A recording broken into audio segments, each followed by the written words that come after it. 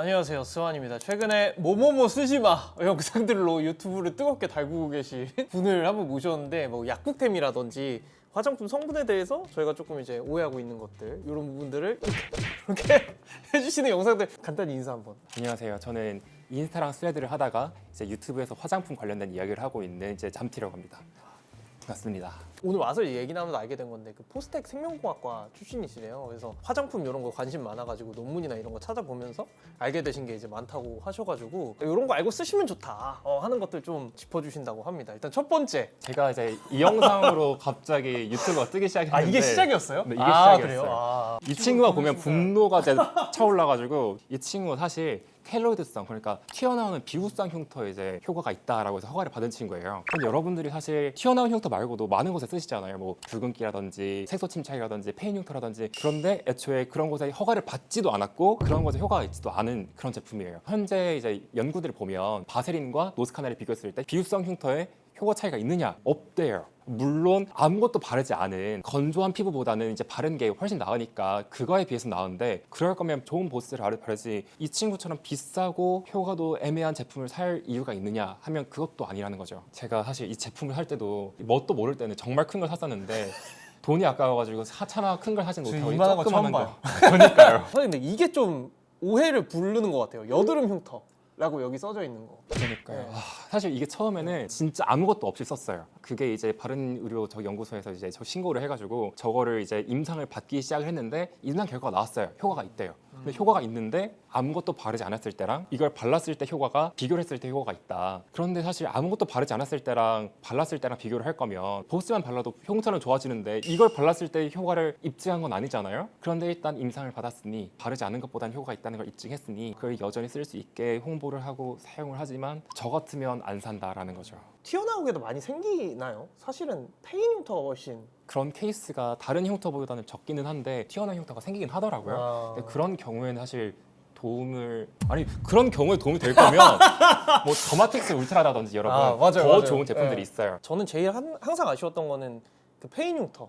요거 바르는 거. 페인 흉터는 레이저 같은 걸 어떻게 막 해가지고 해도 1년이 넘게 걸리는 건데, 이거를 해서 나아진다는 건 조금 거시기 하고, 사실 붉은기는 그냥 보습 잘 해주고 그렇게 해주면 되는데, 이게 여드름 흉터라고 써 있는 것 때문에 모든 흉터에 진짜 만병통치약처럼 나오는 게 조금 마음이 아프긴 하더라고요. 저는 이제 또 시작한 지 얼마 안 네. 됐으니까 아무 생각 없이 이제 후드를 펼 수 있는 거고. 아니요, 요걸로 또 가시는 분이기 때문에 저는 또 너무 멋집니다. 그럼 요거 말고 좀 추천해 주실 만한 게 있다면? 이 흉터라고 하면 총 4가지 정도를 들 수가 있는데, 튀어나온 흉터, 그리고 페인 흉터, 붉은기, 그리고 색소 침착, 이렇게 4가지를 얘기를 할 수 있어요. 이런 튀어나온 흉터로 얘가 허가를 받았지만 더 나은 거는 이런 실리콘 겔 제품이 이제 튀어나온 흉터에 효과가 있다라고 말씀드릴 수 있고, 두 번째 이제 페인 흉터 같은 경우에는 피부과 가셔서 서브시전이라든지 할 게 정말 많단 말이에요. 물론 발라서 도움되는 애들이 있어요. 그런데 바르는 걸로 페인 흉터가 그렇게 드라마틱하게 효과가 보기는 어렵기 때문에 가급적이면 피부과 가시는 걸 추천드리고, 특히 붉은기 같은 경우에는 이런 아젤리아 크림이라든지 아니면 나야시나마이드가 화장품 많이 들어있잖아요. 그런 친구들을 사용해 주시는 게 좋고, 색소 침착 같은 경우에는 뭐 다들 이제 많이들 사용하시는 이제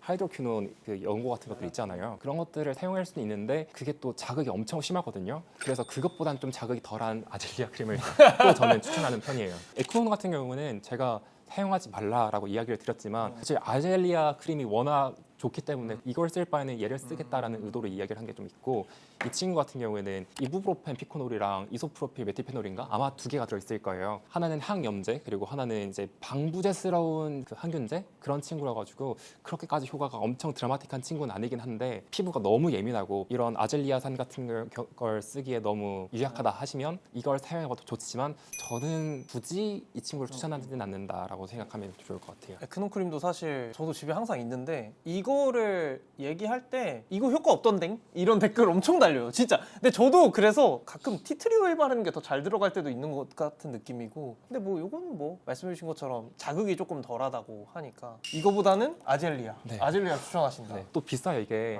네. 뭐 잘 나가면 좀 할인해줬으면 좋겠는데 뭐 차라리 저거 파티마를 추천해 주셨더라고요. 이 아젤리아 크림도 사실 민감한 피부들한테는 좀 약간 자극적일 수 있는데, 이 친구는 정말 자극이 심하기 때문에 정말 조심해서 쓰셔야 되지만 하지만 이 친구만큼 또 효과가 강력한 게 또 없어서 사실 제가 옛날에 제가 컨텐츠는 못 내보냈는데 이거 한번 추천드렸다가 이게 너무 좋다는 거예요. 막 따갑긴 한데 너무 맞아요. 좋다고. 근데 이게 사실 또 안 파는 데가 많더라고요. 맞아요. 약국 중에. 그래서 그분이 막 찾고 찾으시다가 못 써야 돼요. 그래서 제가 이제 이거 둘 중에 하나 쓰시라고 했거든요. 근데 뭔가 파티마겔이라는 것도 있다. 근데 이거보다는 잠피님의 네. 픽은 아질리아크입니다.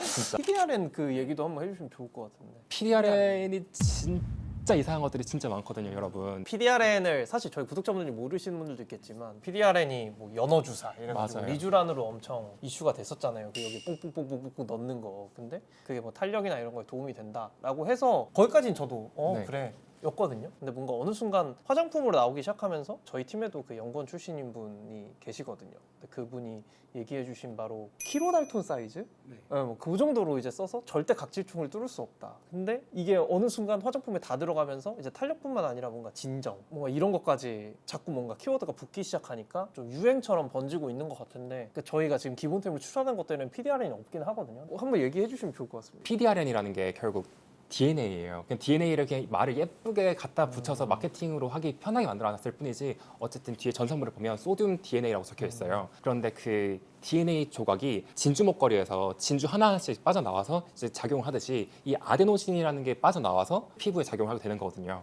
요새는 또 이제 어떤 말이 나오냐면 막 PDRN을 잘게 잘라서 네. 피부를 통과할 수 있대요. 아니 여러분 정말 따질 게 정말 많은데 그 중에서 정말 이해하기 편한 것 중에 하나가 그냥 사이즈가 작으면 통과한다일 뿐이지 사이즈가 작아졌어. 그럼 PDRN은 또 효과가 없어요. 사이즈가 작다고 해서 다 통과할 수 있는 것도 아닌데 그러니까 PDRN이 작아지면 또 효과가 없고 들어가지도 못하고 아무튼 문제가 많은 친구다. PDRN의 상위 호환이 아데노신이에요. 그런데 아데노신은 정말 많은 화장품에 들어있기 때문에 굳이 PDRN을 찾아서 쓰기보다 가급적이면 아데노신 그냥 일반적인 주름 화장품을 쓰시는 게 훨씬 더 가성비도 있고 효과도 좋고 하다고 말씀드리고 싶어요. 마지막은 에크린겔인데 깊은 한숨. 좁쌀여드름 같은 경우에는 각질이 이제 막혀서 이제 안쪽에 있는 pH가 저류되어서 이제 나가지 못하면서 좁쌀여드름이 생기잖아요. 얘가 성분이 살리실산 2%예요. 그런데 살리실산 2%가 한국에서 살 수가 없는 게 또 아니거든요. 이게 해외에서는 이 친구가 그냥 일반적인 토너 패드처럼 붙여놓고 있어도 되고 붙여놨다가 떼어내고 아니면 정말 자극적이면 씻어내라 이런 제품인데 이 제품이 한국에 들어올 때는 무조건 바르고 씻어내는 제품으로 이제 등록하고 들어왔단 말이에요. 그러니까 이 친구는 원래 살리실산 2% 제재를 그냥 그대로 가지고 있는 거죠. 그러니까 굳이 이 에크린을 쓰는 것보다 이런 살리실산 2% 제재를 올리브영이라든지 산에서 사시는 게 조금 더 가격적으로 메리트가 있는 것 같다라고 생각이 들고 사실 이 친구도 그렇고 이 친구도 그렇고 크게 추천하기 좀 어려운 게 바하 2%면 진짜 장벽을 제대로 녹이기 쉬운 정말 자극적인 친구란 말이에요. 그래서 이런 걸 쓰기보다는 그냥 여드름 기능성 세안제들 있잖아요. 그런 걸 쓰시는 게 훨씬 더 순하고 좁쌀여드름을 예방하는 데 좀 더 좋지 않나. 이거는 어찌 보면 각질 피지 녹이는 거지 그거에 대한 재발을 또 유도할 수도 있잖아요. 어찌 보면 장벽 날아가면.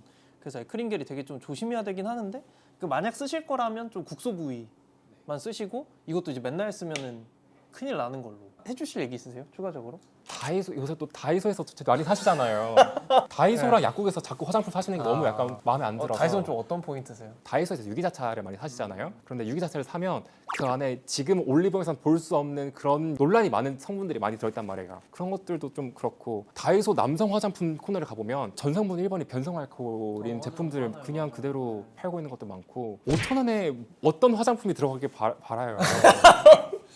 저는 좀 그런 것도 궁금했었거든요. 처음에 이런 성분이나 이런 거에 대해서 관심 갖게 된 계기? 외모도 상당히 와장창인 상태였는데 피부가 안 좋다 보니까 이제 어떤 걸 해야 되지? 이런 걸 알아보다 보니까 그게 시작이 되어서 옛날에 뭐 메이플 스토리도 사기 당해보고 이것저것 사기를 많이 당해봐가지고 그래서 사기당하는 것에 대해서 되게 약간 좀 기분 나빠하는 그게 좀 커요. 그러다 보니까 이게 진짜 효과가 있는데 효과가 있다고 판매하는 건지 아니면 지금 얘가 나를 사기치고 있는 건지 이게 약간 조금 의문이 많이 들었어서 논문 같은 거 많이 보고 하면서 이제 좀 알게 된 것 같아요. 또 논문 보는 게 학교에서는 일상이었을 테니까 어느 정도.